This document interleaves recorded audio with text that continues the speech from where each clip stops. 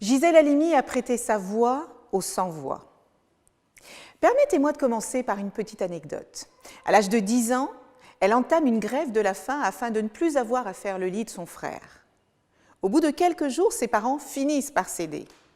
Et le soir même, elle griffonne alors dans son journal intime ce qui, sans le savoir, constituera le fil rouge de sa vie.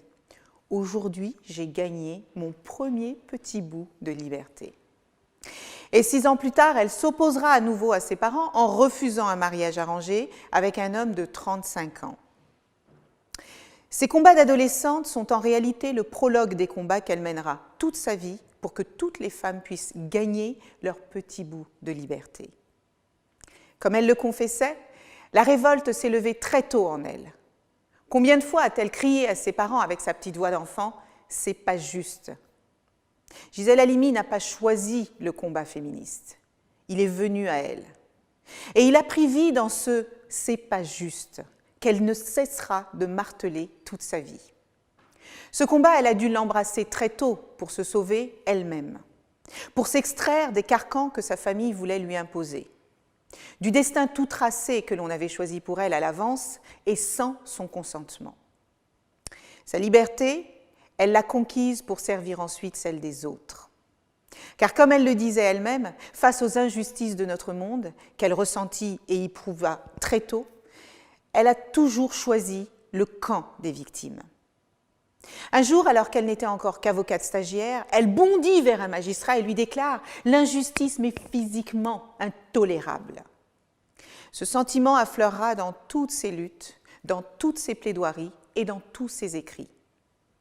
Avec cette colère enfouie qui n'était jamais très loin. Parce qu'elle la ressentait au plus profond de sa chair. Le combat contre l'injustice fut donc la grande affaire de sa vie. Elle quitte alors sa Tunisie natale pour devenir avocate. Un métier, une passion, épousée avec un engagement quasi mystique et la naïveté de celles et ceux qui aspirent à changer le monde.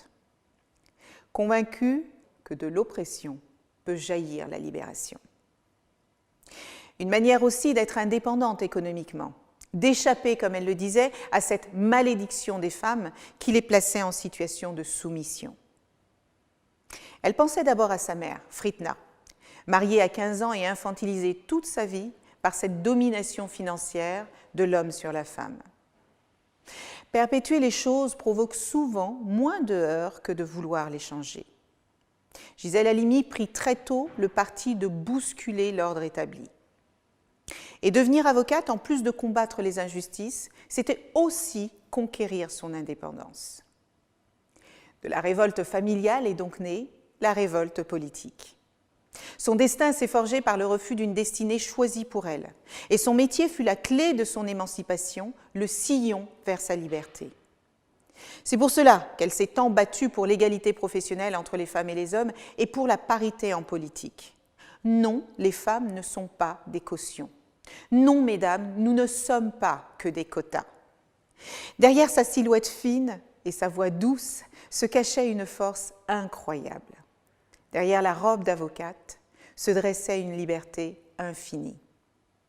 Défenseuse passionnée, vigie obstinée, rebelle infatigable, militante tenace, Gisèle Halimi a utilisé toutes les voies possibles pour que les femmes soient libres de leur choix et de leur corps.